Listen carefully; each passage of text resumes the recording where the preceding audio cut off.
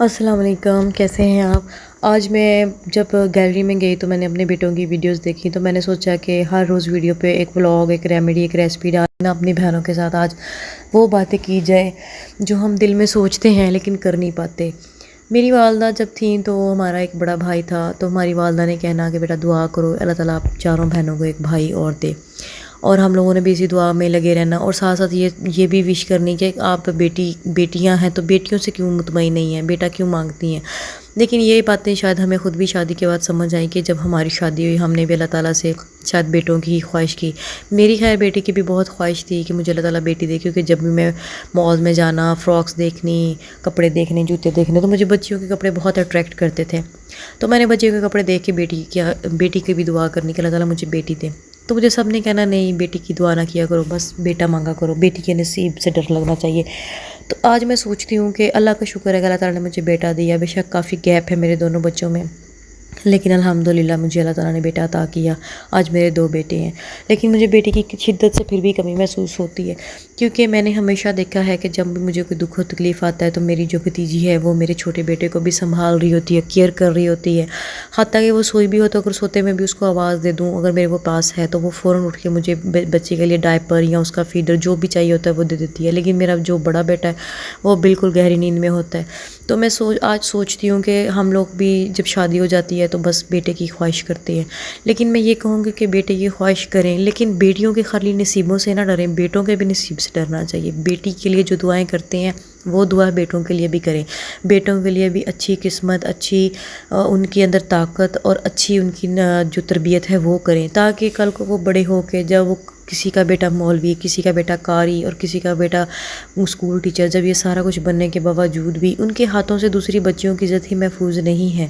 تو آپ کو کیا لگتا ہے کہ ایسے بیٹے ہمارے لیے ذلت کے باعث نہیں بنتے؟ ایسے بیٹے کیا ہماری اچھی قسمت کے باعث بنتے ہیں؟ تو اس لیے میں ساری بہنوں سے التجا کروں گی کہ صرف یہ نہ سوچیں کہ ہاں بیٹے جو ہیں وہ سب کچھ ہوتے ہیں، آپ اپنی بیٹی کی بھی اس کو اسی طریقے سے تعلیم و تربیت کی جائے جس طریقے سے ہم نے اپنے بیٹے کی کیا۔ اگر ڈاکٹر بنا ہے تو بیٹی کو بھی ڈاکٹر بنا لیں، اگر بیٹا ٹیچر بنا ہے تو بیٹی کو بھی ٹیچر بنا لیں۔ تو کیا لگتا ہے کہ وہ سپورٹ نہیں ہوتی؟ میں بیچ میں اپنا تھوڑا سا بس اتنا جرنی شیئر کرنا چاہوں گی کہ جب میں بڑی ہوئی اور میں نے اپنی والدہ کو مشکل حالات میں دیکھا تو میں نے اپنے آپ کو کسی کام میں بیزی کرنا چاہا۔ میں نے اسکول ٹیچنگ بھی کی، میں نے اس کے بعد کپڑوں کا سلائی کا کام بھی کیا، لیکن ظاہر سی بات ہے ان چیزوں سے آپ کسی کو سپورٹ تو کیا خود کو بھی سپورٹ نہیں کر سکتے۔ پھر جب انسان کی وشز اچھی ہوں، جب انسان کی خواب اونچے ہوں تو انسان کو اس سے زیادہ کچھ سوچنا پڑتا ہے۔ تو بس اچانک ایسے دل میں خیال آیا کہ کیوں نہ مجھے اپنا پارلر کا کام سیکھنا چاہیے، تو میں نے ایز اے بیوٹیشین کورس کیا، اور کورس کرنے کے بعد میں نے اپنے فیملی کے ساتھ ان کا برڈن پراپرلی طریقے سے ساتھ ہو کے سنبھالنا کوشش کی شروع کرنے کی۔ اس سے بات اسٹارٹ کرتی ہوں کہ میں نے پھر جب دیکھا کہ میں کپڑے سٹچ کر کے بھی اتنا نہیں برڈن افورڈ کر سکتی تو میں نے اپنا پارلر رن کیا، اور میں نے پارلر کے کورسز آؤٹ آف کنٹری میں بھی جا کے کیے، وہاں پہ بھی میں نے کام کیا، یہاں پہ بھی میں نے اپنا کام، اپنے ہنر کو کبھی بھی ضائع نہیں کیا۔ شادی کے کچھ عرصے کے بعد ہاں مجھے تھوڑا گیپ دینا پڑا، مجھے سارا کچھ اسکپ کرنا پڑا، مجھے اپنے سیکنڈ بیبی کے لیے کوشش کرنی پڑی، مجھے اپنا ٹریٹمنٹ بھی کروانا پڑا، اور آج میرے الحمدللہ مطلب ایک ٹائم آیا کہ میں سیٹل ہو گئی اور میری شادی بھی اچھے گھر میں ہو گئی، مجھے اللہ تعالیٰ نے 2 بیٹے بھی عطا کیے، اور میرے گھر میں امی کو جو وش ہوتی تھی کہ بیٹیاں زیادہ ہیں اور بیٹے کم ہیں، پھر اس کے بعد ایک بیٹا اللہ تعالیٰ نے اور دے دیا تھا 4 بہنوں کے بعد، لیکن یہ تھا کہ والدہ کو مطلب اس بیٹے کا سکھ دیکھنا نصیب نہیں ہوا۔ ہماری والدہ اس سے پہلے ہی دنیا سے چلی گئی تھی، لیکن آج میں سوچتی ہوں کہ وہ چاہتی تھی بیٹے ہوں، تو آج ہمارا جو گھر ہے وہ ماشاءاللہ بیٹوں سے بھرا پڑا ہے، کیونکہ بھائی کے بھی 3 ماشاءاللہ سے بیٹے ہیں اور 2 میرے ہیں، اور سسٹر کے بھی 3 بیٹے ہیں۔ تو الحمدللہ یہ ہے کہ بس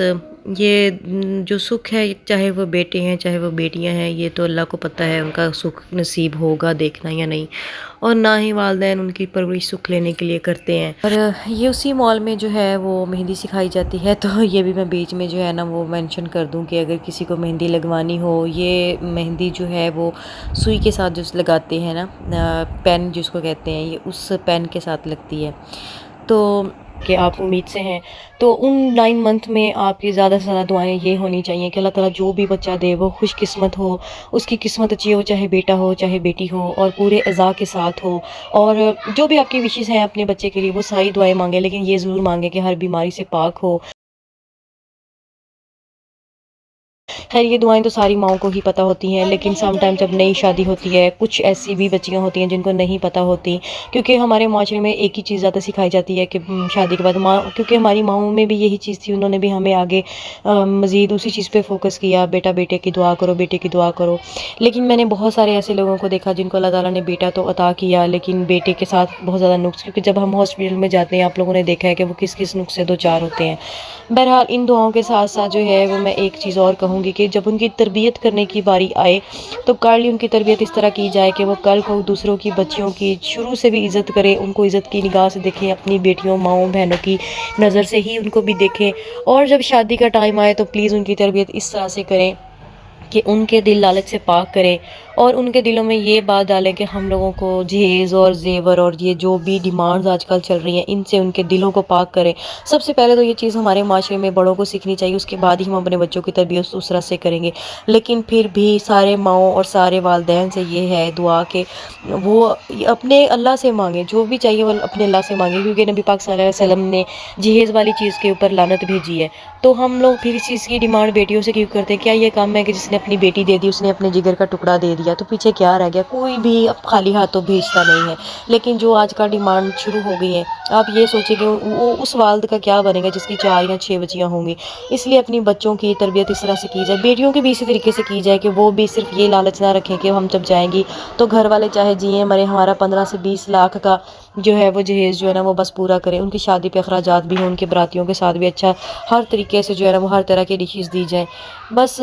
کچھ ایسی باتیں ہیں جو بتانی بہت ضروری سمجھ رہی تھی، کیونکہ جو دنیا میں آج کل ہو رہا ہے اگر اس ٹاپک پہ ہم کبھی بھی بات نہ کریں، ہمیں بات کرنے بھی مشکل لگتی ہے، لیکن پھر بھی میں نے آج بڑی ہمت کر کے یہ سوچا کہ کیوں نہ آپ سے یہ بات شیئر کی جائے کہ ہمیں جہیز والی لعنت کے خلاف جو ہے نا سب کو مل کر بات کرنی چاہیے، ہمیں کوشش کرنی چاہیے ہم اپنے بیٹوں کی تربیت اس طریقے سے کریں۔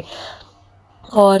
آج کے لیے اتنا ہی۔ اگر آپ کو میری ویڈیو اچھی لگے اور اگر کسی کی دل آزاری ہوئی ہو میری کسی بات سے، کسی کو کچھ برا لگا ہو تو اس کے لیے میں معذرت خواہ ہوں، لیکن میں چاہتی ہوں کہ ہم اپنی بیٹی اور بیٹوں میں فرق کیے بغیر ان کی تربیت اس طریقے سے کریں کہ وہ آنے والے وقت میں ہمارے نام روشن کریں، ہمارے لیے ایک اچھا، جب بھی ان کا نام لیا جائے ساتھ میں ان کے والدین کی اچھی تربیت کا نام لیا جائے کہ واقعی یہ کسی کی ایسی اولاد ہے جس کی تربیت اچھی ہوئی ہے۔ اس کے ساتھ ہی میں اجازت چاہتی ہوں، ویڈیو اچھی لگے تو سبسکرائب کریں، لائک کریں اینڈ شیئر کریں۔ جزاک اللہ، تھینک یو، اللہ حافظ۔